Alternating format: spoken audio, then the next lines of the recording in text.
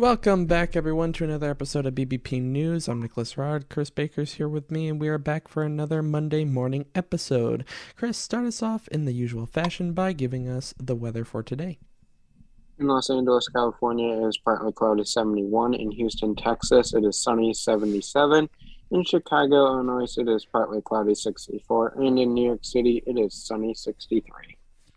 Well, another weekend down, another busy weekend. This weekend was definitely busy for us, and we'll get into that here in a little bit. But, as busy as it was in certain aspects, it felt very fulfilling, wouldn't you say? Sure. Thank God we got that extra hour of sleep Sunday. But let me tell you, this Monday morning didn't do a damn thing for me. Now, still feeling a little exhausted, are you? Yeah, I could use an extra 7. Yeah, I mean, I have days like that too. I gotta say, today, I'm somewhere in the middle. I'd say I'm feeling comfortable, mostly because, again, I'm just kind of hanging out in my, just my fuzzy bathrobe, and just like it's warm, it's cozy, and it's a nice Monday morning. Must be nice, Nick. Some of us have to work, so we can't be in bathrobes all day long. Yeah, this is just for the morning, until I'm up and really at 'em, so it's been good. But yeah, no, the extra hour of sleep, I gotta say, was enjoyable. No. Why can't they change it to you know, there's a proposed bill right now, Nick, to completely get rid of the changing of the clocks. Hmm. I say, why 1 hour? Why not make it like 3 hours? Yeah, let's go the opposite direction of the bill. Give us a 3 hour change. Like 3 hours extra sleep? Yes, please. It'd be magnificent. Like, I definitely wouldn't complain. There's been a lot of memes circulating around of I woke up 5 years ago and I'm still exhausted. Yeah. Or you know what I'm talking about. I Yeah, yeah, yeah. woke up tired 5 years ago and I'm still tired or whatever it is. Hmm. I feel like I woke up tired in November 2020 and I'm still tired. Yeah, there's just that slight little fatigue that never seems to quite go away. You can put it off to the back of your mind, you can put it off for a little bit, but it's just sitting there, waiting to take effect. Yeah. So if anyone wants to get behind my proposed bill, let's bring it to Congress. 3 hours extra sleep. Yeah, Or they should I'm just down make for it it. a federal holiday the A federal. day after the hour change. Because you know what? You get that extra hour of sleep, but it's almost like you wake up an hour earlier. Hmm. So are you really getting that extra hour here? Yeah, I mean, there are pros and cons to it, I'd have to say. Um, I don't know where I really stand on it, as if it really affects me all that much. Obviously, an extra hour of sleep does seem nice, but yeah, no, there are some prospects to it that make you go, I don't know, but I don't know. Well, Nick, It's let's sleep. be honest. Let's be honest. Hmm. I don't know if you did it this year, but last year I know you stayed up until 3 a.m. so then it could just click right back to 2 a.m. So you're not getting the extra hour of sleep. I'm getting that extra hour of being awake, and the extra hour of life. So either way, I mean, it contributes. It's still fine. See, but that's not how it works. Mm. Most Americans, if they like it, they're like, "Yay, an extra hour of sleep," and Nick's like, "Yay, I'm gonna live through 2 o'clock twice." You're there's a just not certain normal. there's a certain satisfaction that comes from watching the clocks change. Okay, can You're I just not not normal. experience that? No, because most people are like, "Yay, an extra hour of sleep satisfaction," and Nick's just over here. I'm gonna stay up until 3 a.m. just for it to be 2 a.m. again, and then stay up until 3 a.m. again. Well, you know what? I'm tired of your judgmental nature about me watching the clocks change. We have a lot of news to get into this morning, so let's start out with a COVID update. The latest 7-day average for new cases in the United States is 70,431 per day. The latest 7-day average for new hospitalizations is 5,075, and the latest 7-day average for deaths is 1,110. At this time, about 222.6 million people, or 67% of the country's population, has received at least one shot of the COVID-19 vaccine. About 193 million people, or 58% of the U.S. population, is fully vaccinated at this point in time. About 98% of those 65 years old or older have received at least one dose of a COVID-19 vaccine, and about 86% of those people are fully vaccinated. At this time, about 22 million booster doses have been administered to Americans all throughout the country. Thank you, Nick, for that wonderful COVID-19 update. Getting into the COVID-19 vaccine mandates, the Labor Department and OSHA rules regarding the vaccine mandates for companies with more than 100 employees are out. And before we get into the rules, you need to understand these rules are already being challenged in the courts. OSHA's emergency temporary standards said employees have until January 4th, 2022 to be fully vaccinated against COVID-19 or agree to regular COVID-19 testing for full or part-time employees. We told you these rules were coming Friday morning. The emergency temporary standards for vaccines and testing says if you work for a company with more than 100 employees, you either have to be fully vaccinated by January 4th or get tested for COVID every week. Also, if you refuse to be vaccinated and instead undergo the testing, OSHA says you must wear a mask at all times at work, and OSHA says the emergency temporary standard rule overrides any state or local law that bans your employer from requiring you to be vaccinated, to be tested, or wear a face covering. There are some exceptions to this rule. Those of you who work from home or don't interact face-to-face with other workers or patrons, even if your company has more than 100 employees, do not have to comply with any mandate unless your employer decides to go above and beyond the minimum and make its own requirements as a term of employment. Of course, you may be eligible to get a medical or religious exemption, but you would be excluded from this if you are a federal worker or a healthcare worker whose agency receives their money from Medicaid. This is because the president already signed an executive order that mandates the vaccine for all of those workers by January 4th of 2022 with no testing option. According to the OSHA rule, you must give proof of vaccination to your employer, and your employer must keep that private but on file. And if you or your employer don't comply, there are hefty fines. OSHA says it will conduct regular on-site workplace inspections and impose penalties. Those can range anywhere from $13,000 per serious violation all the way up to $136,000 if a company willfully violates the rules. OSHA says your employer must give you paid time off to get the vaccine, as well as give you time off to recover if you have any side effects. If you choose to be tested instead of being vaccinated, you may have to pay out of pocket for your own testing. Your employer is under no obligation to pay for that testing unless there is a separate deal with a union or other laws that require it. So continuing with the topic, a lot of people have lots of questions about the new rules around the official OSHA rules surrounding the COVID-19 vaccine. And here are some of the most popular questions. The first one being, what is OSHA, and do they actually have the authority to put these mandates into place? OSHA is not some private independent organization just throwing things out there with these rules all randomly. OSHA is the Occupational Safety and Health Administration. They are part of the U.S. Department of Labor. It is a division created by Congress when they passed a law back in 1970 to ensure safe working conditions for workers by setting national standards. They provide outreach, education, and assistance as well. So OSHA is part of the federal government.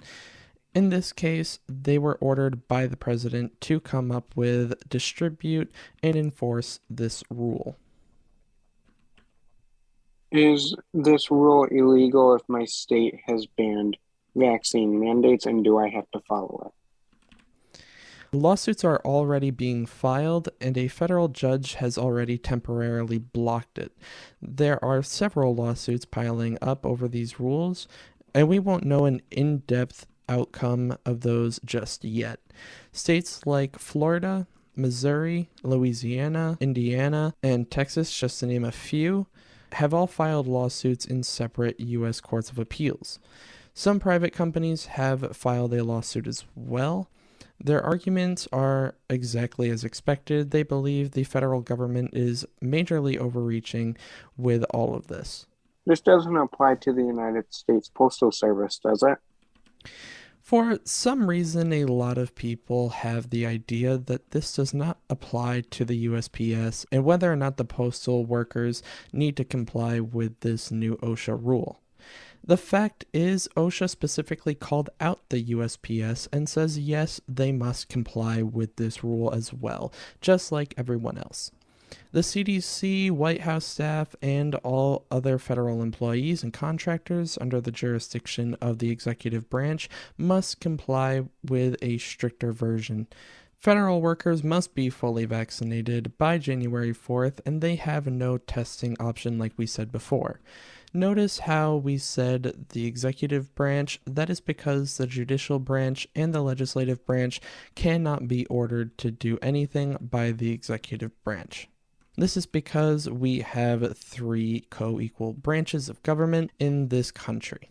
Does my specific job environment or conditions in any form exempt me from this mandate? I'm sure lots of you have specific questions about what counts as 100 employees and whether your specific working conditions and environment would subject you to this rule or even exempt you from this rule. For all of that information in the show notes, there is a link to OSHA's FAQ on the matter. After months of back and forth, the House has now officially passed the $1.2 trillion bipartisan infrastructure bill. The final vote was 228 to 206, with 13 Republicans voting for it and 6 Democrats voting against it.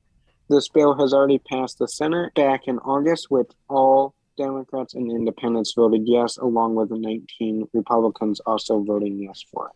This is the bill that funds all kinds of traditional infrastructure. This is not the Reconciliation Human Infrastructure Bill. We will be talking about that one in just a minute. Before we do that, though, let's address what exactly is in the bipartisan infrastructure bill.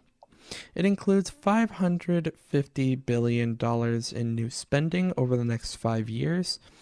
It funds all kinds of traditional infrastructure projects across the country, like $110 billion to rebuild roads and bridges, $73 billion to rebuild the power grid, $65 billion for high-speed internet/broadband, $66 billion for improvements to railways and freight cars, $55 billion to clean up the national water pipes and remove lead pipes, $39 billion to improve public transit, $29 billion for improvements to airports, and $7.5 billion to build electric car charging stations, just to name a few. This bill will now go to the president's desk for his signature, and he has indicated that he is ready to sign it as soon as it hits his desk. After passing the bipartisan infrastructure bill, the House took a vote to support the president's Build Back Better agenda, but it was not a vote on the bill itself. There is actually two separate bills we are talking about. The first vote was on the bill we just talked about, and the second bill was to deal with the human infrastructure. The human infrastructure vote was just a procedural vote, and that bill itself will expand the social safety net, and that bill itself is currently estimated to cost roughly 1.75 trillion to 1.9 trillion. The procedural vote Friday night was just a vote on the rule itself, and it was the first step on getting this bill passed through the House of Representatives. It still needs to have a final vote in the House. Then, if it passes, it needs to go to the Senate, where it will have a vote-a-rama followed by a final Senate vote. We know the Democrats' plan is to pass the Build Back Better bill alone without one single Republican voting for it. And this is a long process and is far from over. And what goes into this bill and how much it actually costs is still up in the air. Now, moving into rapid news, the stock market is up 40% from election time last year for a total of $14 trillion. At least 8 people have died and many others were injured at the Houston area Astro World Music Festival, locals authorities say. And First Lady Jill Biden is embarking on a nationwide campaign to get children 5 to 11 years old vaccinated this week. Nick, what do you got for Monday morning good news?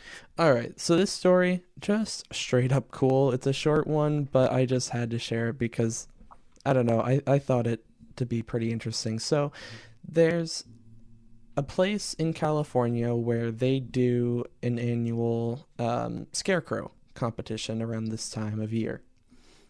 So this bakery, and it has to do with the businesses in the town. So the businesses get together, and compete against one another to see who can build the best scarecrow. And there was a bakery in this town that decided to get extremely creative.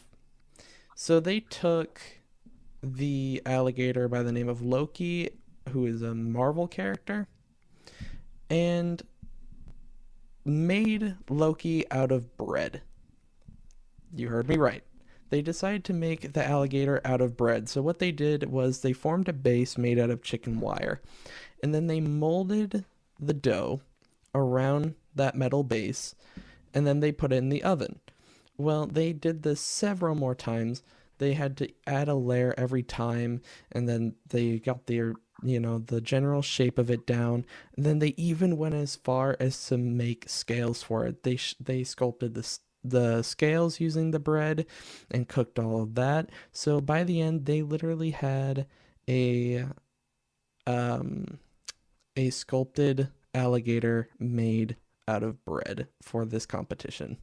This You is a wet really yourself. cool, good news story. It, it's a community-based competition, and they took it to the next level.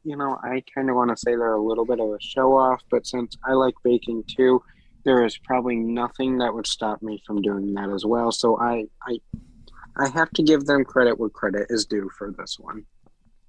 You know, where you say it might be a little bit of a show off, I think it's just pure talent on display here because, like, it's one thing to just make a scarecrow, have your employees just make a scarecrow, but to actually make it out of bread, you take what you're good at, you take what your business is all about, in other words, baking, and you get your employees together and you bake this bread alligator.